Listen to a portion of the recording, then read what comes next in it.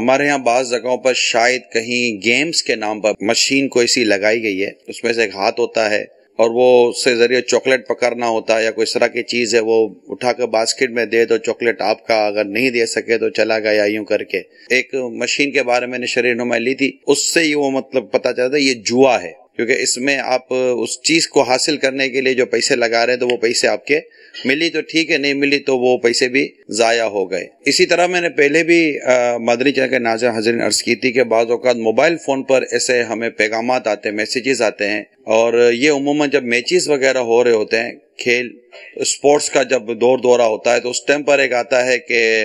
کون ٹیم جیتے گی یا کون کتنے رن بنائے گا یا کون کیا ہوگا، تو آپ جواب دیں اے بی سی کر کے یا اس طرح کر کے 1 2 3 کر اور نیچے لکھا ہوتا ہے کہ آپ نے جو جواب دیا تو 10 روپے پلس ٹیکس یہ آپ کو کٹ جائے گا، اور جواب صحیح دینے کی صورت میں وہ آپ کو کوئی نہ کوئی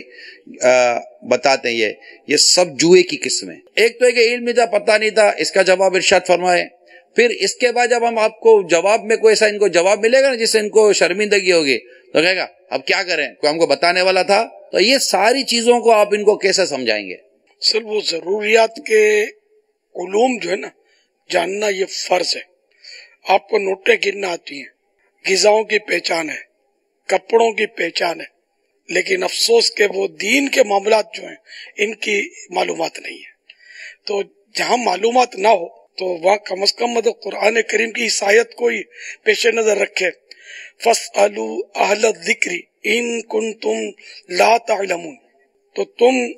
اہل ذکر سے دریافت کرو، ان سے سوال کرو اگر نہیں جانتے۔ یہاں اہل ذکر سے مراد علماء ہیں۔ تو یہ اس طرح کی لاٹریاں اور یہ جوا کی اقسام نکلی ہوئی ہے، آپ علماء سے پوچھ لیں کہ یہ طریقہ جو ہے یہ درست ہے یا نہیں، وہ طریقہ درست ہے یا نہیں، اس طرح بھی معلومات کی صورت تو بن سکتی ہے۔ حدیث پاک ہے طلب العلم فریضۃ علی کل مسلم، ہر مسلمان پر علم کا طلب کرنا فرض ہے۔ اچھا، اب یہاں فرض سے مراد جو اس کی شروعات ہیں تو یہ کہ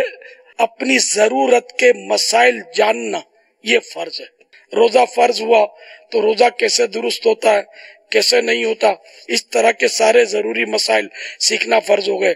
نکاح کرنا ہے تو نکاح کے اور طلاق کے ضروری مسائل سیکھنا یہ فرض ہو گیا۔ تو اس طرح مطلب اپنی ضرورت کے مسائل جاننا یہ فرض ہے۔ حدیث شریف کی شرح سے میں نے آپ کو مختصر عرض کیا۔ تو اگر آپ نے قصدن نہیں سیکھا، دھیان نہیں رکھا، علم حاصل نہیں کیا اور گناہ کرتے رہے تو گناہگار تو ہوں گے نا۔ تو ہر صورت میں نہ جاننا، معلوم نہ ہونا یہ کافی نہیں ہے، سیکھنا پڑے گا، معلومات کرنی پڑے گی۔ جو مسلمان ہمیں دیکھ اور سن رہے ہیں، اگر انہوں نے اپنی کسی جگہ کے اوپر ایسی کوئی مشین رکھی ہے جس سے مسلمان جوئے میں مبتلا ہو رہا ہے یا گناہ میں مبتلا ہو رہا ہے، تو ان کو بھی چاہیے کہ وہ ان تمام تر چیزوں سے جو شرعی تقاضے پورے کریں، خود بھی گناہ سے بچیں اور دوسروں کو بھی گناہ سے بچانے کی کوشش کریں۔